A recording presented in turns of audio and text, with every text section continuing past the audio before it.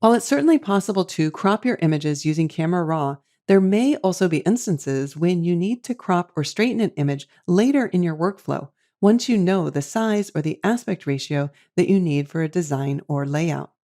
I'm going to tap the C key to select the crop tool, but we can also select it from the toolbar. Now, by default, Photoshop places a crop marquee around the entire image, but you can also just click and drag in the image area in order to create your own. We can use any of the handles in order to resize the crop marquee, and I can hold down the Option key on Mac or the Alt key on Windows in order to resize from the center. I can reposition the crop marquee by clicking and dragging within the marquee.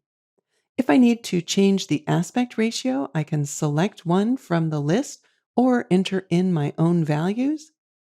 In order to swap the values, I can click the double-headed arrows.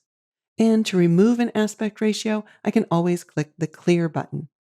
We can use the overlay icon in order to change the different overlays, or we can cycle through them by just tapping the O key.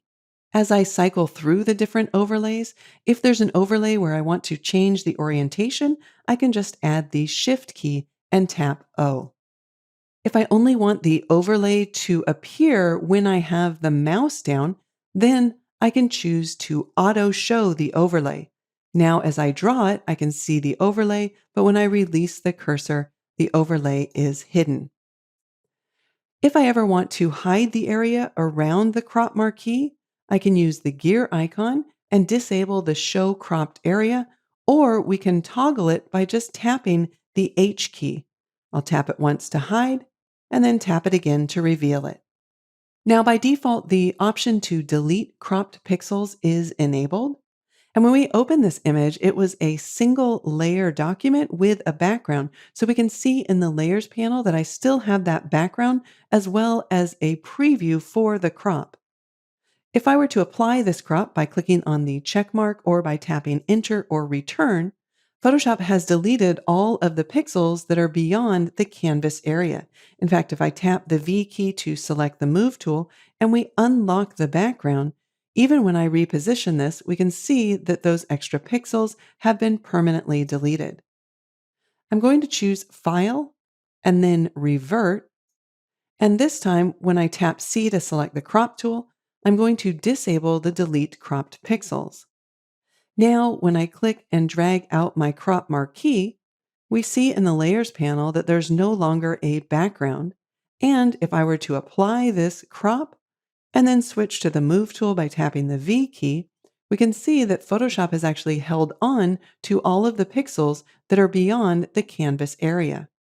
Now, because we are working with a layered file, and because Photoshop is holding on to that extra information, our file size will be larger than if we'd chosen to delete those cropped pixels.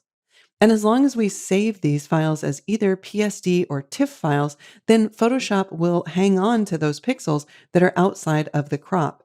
If, however, you save as a JPEG or any other file format that doesn't support layers, then you're going to lose those pixels that are beyond the canvas area. If you ever want to show the information outside of the canvas, we can always choose the Image menu and then select Reveal All. All right, I'll tap C once more, drag out my crop, and if I'd ever want to reset the crop marquee, I can click the first icon. The second icon here will cancel it, but for now, I'll apply the crop.